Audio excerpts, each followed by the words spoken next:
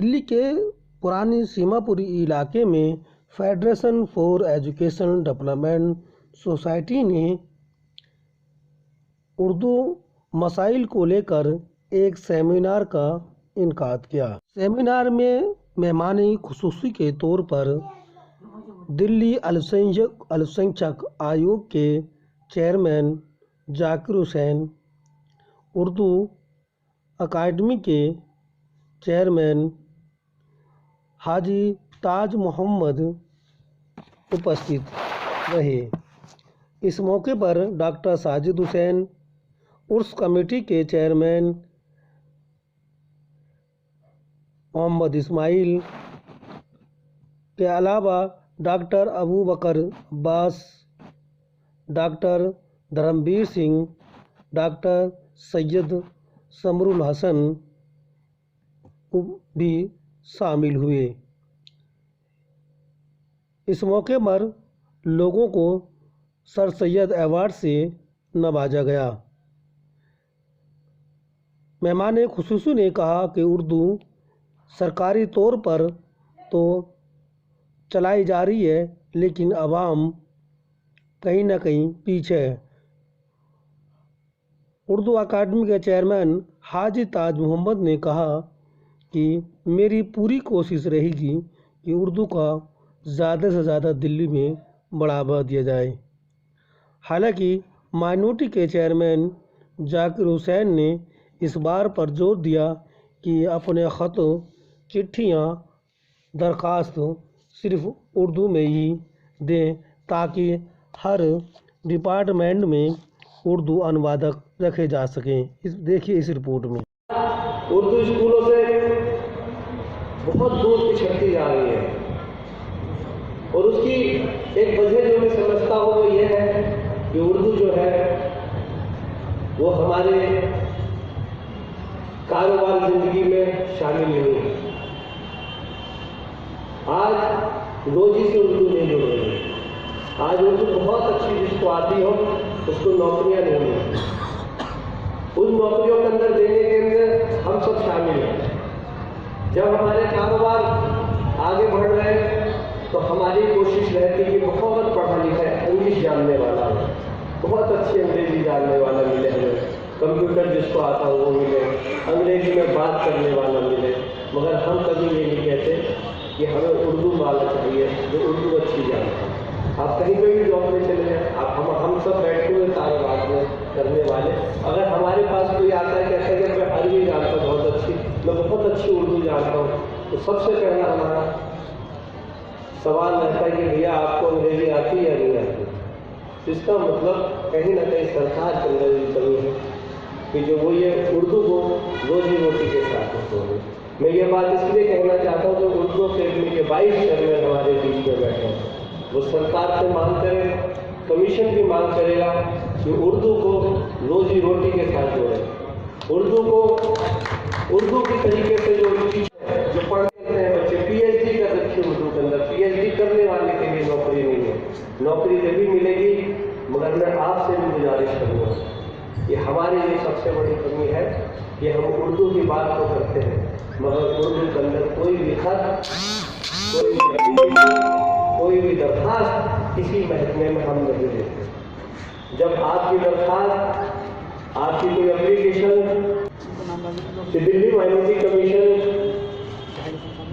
आप लोगों के लिए है, कमीशन के पास कितने काम है करने के लिए, आप करवाने वाले होंगे। Delhi minority commission Urdu academy के साथ मिलकर काम कर रहे हैं क्योंकि बहुत सी ज़रूरतें हमारी उर्दू अकेडमी से पूरी होंगी। और भाई चेयरमैन साहब आपको साथ देना पड़ेगा और आगे बढ़ के काम भी करना पड़ेगा क्योंकि आपको बहुत ज़मीन से जुड़ा हुआ। आपको यहाँ जितने ये बैठे हुए आपके सब पुराने जानकार हैं। आपका बनना इसका मतलब है कि आप जनता के बीच के व्यक्ति चुन के आए। आप कॉर्पोरेटर भी हैं 2 बार, आपको बहुत आपने मुशायरे भी देखे हैं, मुशायरे पढ़े भी हैं और मुशायरे में बहुत शिरकत भी किया और हमेशा आपके सामने डिबेट हुई है उर्दू की तरक्की के लिए कि उर्दू कैसे आगे बढ़े। मेरे सामने भी उर्दू कैसे आगे बढ़े। आज अल्लाह ने मौका आपको दिया उर्दू को आगे बढ़ाने के लिए। एक माइनॉरिटी कमीशन के अंदर मुस्लिम, सिख, ईसाई, बुद्धिस्ट, जैन, पारसी 6 धर्मों को मानने वालों के लिए उनके राइट की हिफाजत के लिए कानून के अंदर कमीशन का गठन हुआ। इसलिए गठन हुआ कि आप लोगों की छोटी सी समस्याएं को हल करने के लिए कमीशन है। आपको कोई गाली रखे, आपको मुस्लिम होते हुए आपको मुसलमान के तौर पे या आपके धर्म को कोई बच्ची गाली दे, आपके मजहब के ऊपर उंगली उठाए, आपके आस पड़ोस के अंदर कोई आपको तंग करे, आप कोई पुलिस डिपार्टमेंट आपको तंग करे, आपका ये कहते बहिष्कार करे कि आप मुसलमान हैं, आपको भुद्दी गाली दे, तो आप माइनॉरिटी कमीशन के अंदर कंप्लेन करिए। हम उसके खिलाफ FIR दर्ज कराएंगे और अपने कमीशन में उसको बुलाएंगे, चाहे कितना भी बड़ा अधिकारी हो, आप होंगे और वो अधिकारी होगा। आपके सर्टिफिकेट नहीं बनते, बर्थ सर्टिफिकेट बनाने में दिक्कत हो, इनकम सर्टिफिकेट बनाने में दिक्कत हो, लोन लेने में आपको दिक्कत हो, फीस वापसी के अंदर कोई आपको दिक्कत हो, सरकारी योजना जो माननीय मुख्यमंत्री श्री अरविंद केजरीवाल जी द्वारा जो चलाई जा रही है, उसमें किसी प्रकार की भी कोई समस्या आपको आती है जिसमें आपका लाभ हो और कोई अधिकारी इसमें ना नंबर करता हो करने के लिए, आप कमीशन आइए। ये कमीशन का काम है, आपका हक दिलाने का काम है। और वो अधिकारी अगर आपके खिलाफ काम करता है या काम करने में देरी करता है, माइनॉरिटी कमीशन उसको नोटिस भेजेगा, उसको सम्मन भेजेगा, सम्मन देके आपके कमीशन में बुला के आप होंगे और वो अधिकारी होंगे, हम पूछेंगे बताइए आप इनका काम क्यों नहीं हो रहा, क्यों देरी के साथ में कर रहे हो। जब सरकार ने योजना चलाई हुई है, सरकार जब काम करने के लिए राजी है तो अधिकारी क्यों नहीं राजी है, मगर उसके अंदर आपका सहयोग चाहिए, आपकी सुझाव चाहिए। अगर कोई भी तंग करे, कोई भी व्यक्ति आपको तंग करे, अगर कोई भी रोड़ा बन के सामने आए, तो कमीशन के अंदर पूरा त्याग है, पूरी पावर है, पूरी क्षमता है। एक जुडिशियल पावर है कमीशन के पास में, एक सरकार ने एक गठन किया है कमीशन को आपकी रक्षा के लिए, आपके जो भी कुछ राइट्स हैं।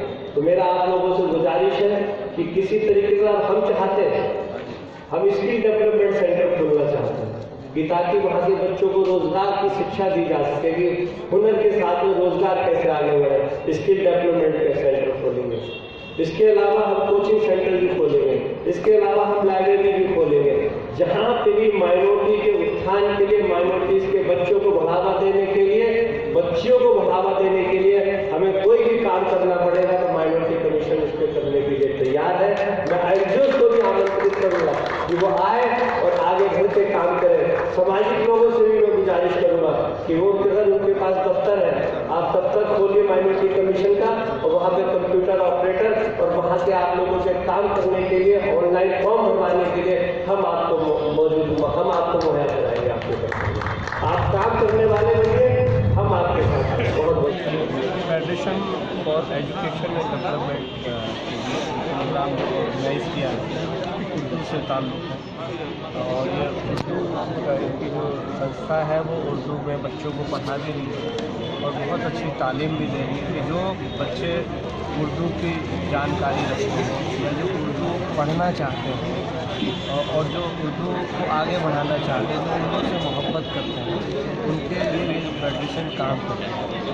और मेरा तो ये कहना है कि उर्दू अगर रोजी रोटी के साथ जुड़े, और सरकार को भी चाहिए कि जो उर्दू जानने वाले हैं उनको ट्रांसलेटर के लिखे, जहाँ पे हमारी दरख्वास्त आई, जैसे मेरे कमीशन में बहुत सारी दरख्वास्त आती हैं और वहाँ कोई ट्रांसलेटर नहीं है, पढ़ने वाला नहीं है, उर्दू के अखबार आते हैं उनको कोई पढ़ने वाला नहीं है, और उर्दू के अंदर हम जवाब कहाँ से दें। तो उर्दू अकेडमी से भी हमने खत लिख के गुजारिश की है कि ट्रांसलेटर हमें दे दें, अगर हमारे पास ट्रांसलेटर नहीं है तो कोशिश है हम सरकार से बात करें, कमीशन एक उर्दू का ट्रांसलेटर भी रखेंगे, ताकि जो उर्दू में हमारे पास एप्लीकेशंस आती हैं, बहुत बड़ी तादाद में आती हैं, मेरे ख्याल से रोज़ 10-12 एप्लीकेशन हमारे उर्दू के आते हैं।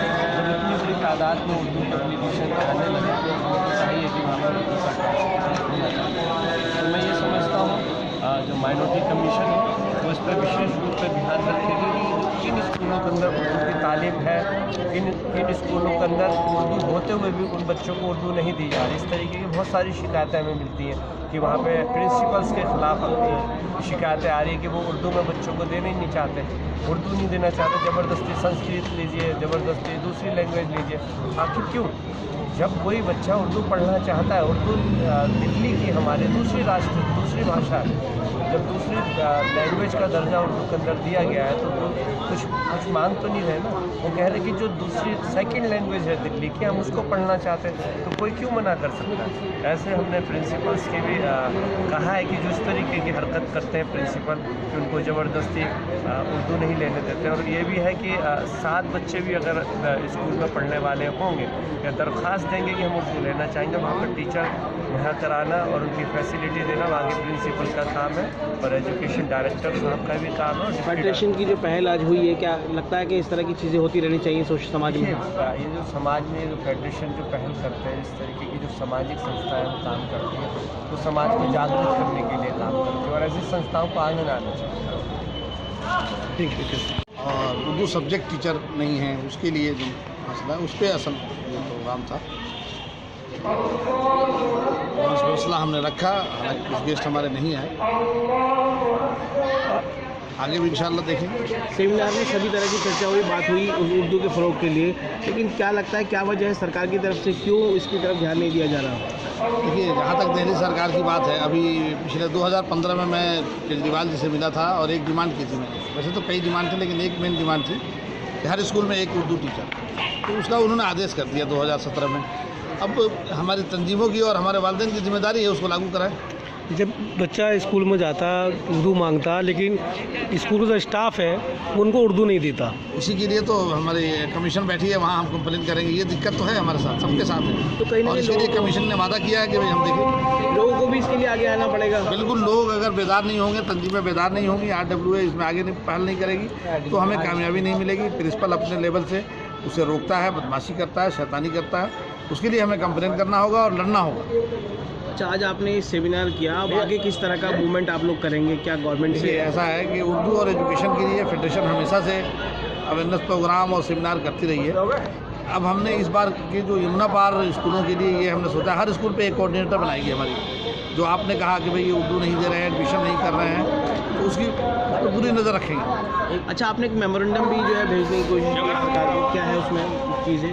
उसमें बहुत सारी चीज़ें हैं। उसमें एक तो ये है कि एक कमी है दिल्ली सरकार की तरफ से, जो मैं अभी जाकिर साहब से भी कहूँगा, बताया भी है मैंने, कि दिल्ली सरकार के किसी भी प्राइमरी स्कूल में उर्दू का ना टीचर है, सब्जेक्ट टीचर है, ना उर्दू मीडियम कोई स्कूल। ये MCD में तो है लेकिन दिल्ली सरकार में नहीं है।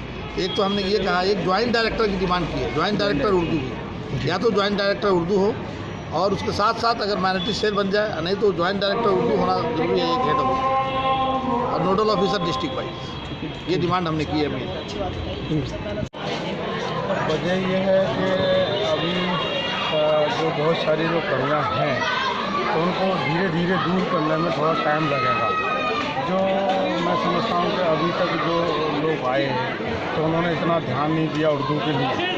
अब सरकार ने मुझे भी यहाँ भेजा है, मुझे मौका मिला है, तो इंशाल्लाह मैं कोशिश करूँगा। मैंने तो पहले भी कॉरपोरेशन में रहते हुए भी उर्दू के लिए लड़ाई लड़ी, टीचरों के लिए, और स्कूलों में उर्दू लाया।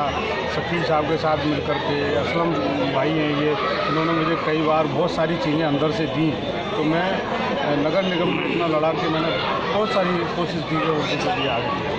आज ये सेमिनार हुआ है, किस तरह की चीज़ें निकल के सामने आई हैं? आज यहाँ बहुत सारी चीज़ें निकल कर के आई हैं, बहुत सारी मालूमात हुई है यहाँ से। अब इनसे मिल कर के, इनसे लेकर के मिल कर के और इन चीज़ों पर काम किया जाएगा, जिससे तो उर्दू को तरक्की मिले, उर्दू को रोज़गार से जोड़ा जाए। जो उर्दू सेंटर थे दिल्ली के अंदर बंद हो गए, उनको दोबारा से चालू किया जाए और